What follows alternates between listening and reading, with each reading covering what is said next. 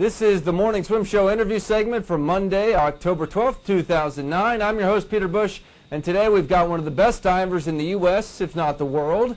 David Boudia won the 3-meter and platform diving events at last spring's NCAAs, and he did it as a freshman. And to cap it off, he teamed up with Thomas Finchum to win silver at the World Champs on the synchro platform event. And David joins us right now on Skype from Lafayette, Indiana. David, welcome to the Morning Swim Show. Thank you. So how's it going? It's going well. Are you America's best chance for a diving medal in 2012? Well, United States is definitely on the rise for their diving, and I think that me and along with a lot of other athletes are definitely on their way to success in 2012. So, is that a yes? Yes. Okay. Well, because, I mean, obviously you're a young guy. You're only a sophomore at Purdue. You're already winning NCAA titles and won a silver in the synchro event at Worlds, so you seem to have found a comfort level quicker than a lot of people do at the highest level. Yeah, definitely the experience from the past 4 years has definitely helped me in international competitions.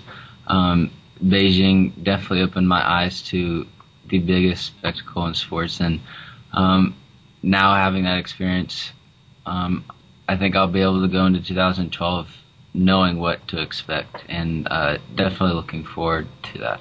Now, you're a pretty low-key guy there, David. It sounds like you need that morning cup of coffee just to get you going. Is that an accurate statement?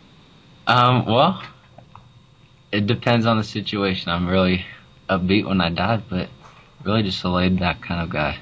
I guess that's probably the most important time. Yeah, it definitely is. Now, I know you guys just started the college season, and you did not compete last weekend. Why was that? Why didn't we see you in action? Well, we actually... I just started diving. I took the longest break that I have ever in my career. So trying to get back on my dives is hard to do in 3 weeks. And Adam Soldati and I discussed it, and we thought it was best that I not dive and just continue training, and looking forward to the collegiate season. Hopefully I'll start back the first meet in October 23rd.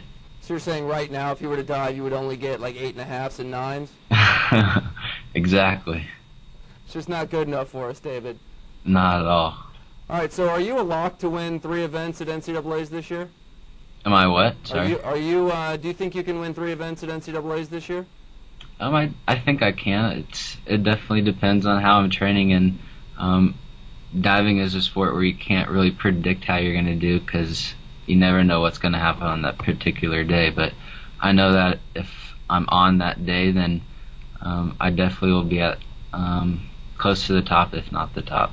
How tall are you, if I may ask? I'm 5'9". Okay, I don't know, is that average, or is that a little tall for...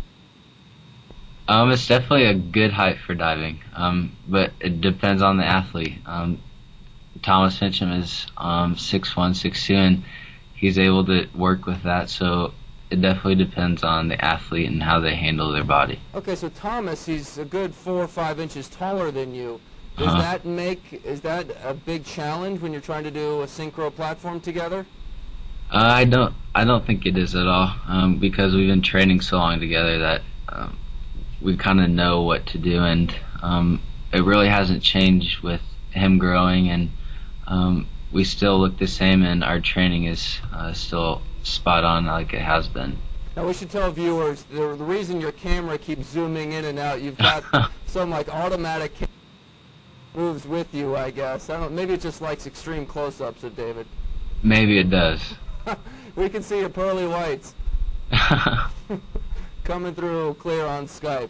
Well, David, what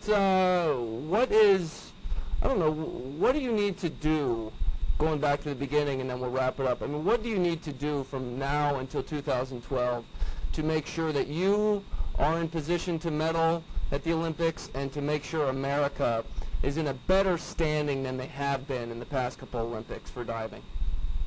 Well, the World Championships in Rome this summer definitely was a big step for not only me but the whole U.S. team, and It's a lot better than when we were 4 years ago in 2005 World Championships.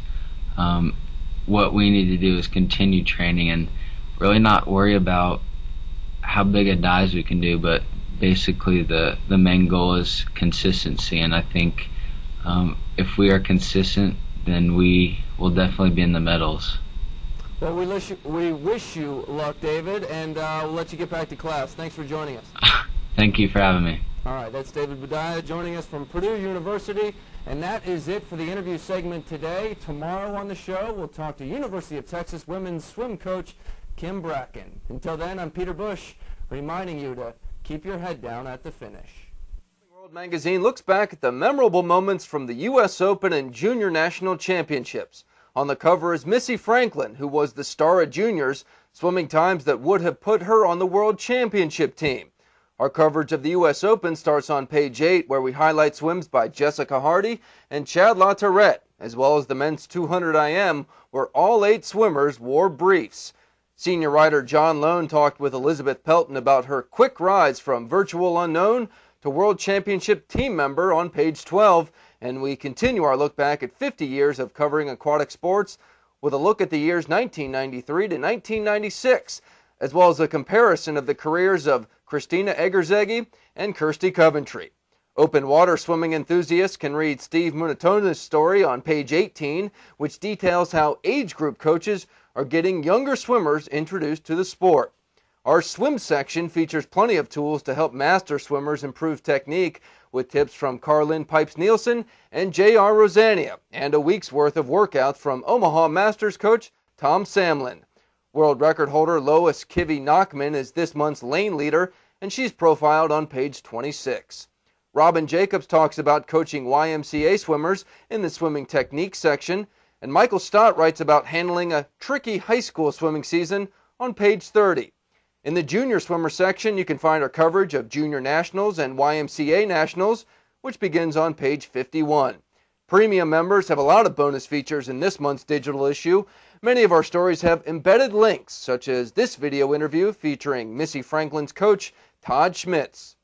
She was able to go to trials at 13 last year. We got some valuable experience from that meet, and I think that, ever since then, we've said 2012 is the goal. Coming off the meet in Vancouver, it was definitely not an easy decision on what meet we wanted to go to focus on. At the end of the day, we really wanted to make the World Cup team for November, when they're going to go over and race a couple short course meter meets. And I think that we really cemented that spot for that team. And I think that's going to give her a little more international experience. And so that when she does make that next team, whatever it may be, I think she'll be more mentally and physically prepared to be there. And on page 10, premium members can watch 8 of our most memorable morning swim show interviews from this summer. Tyler Clary, Elizabeth Beisel, and Amanda Beard, just a few of the people that you can watch. If you're not a premium subscriber, you can go to swimmingworld.com and click on the subscribe link.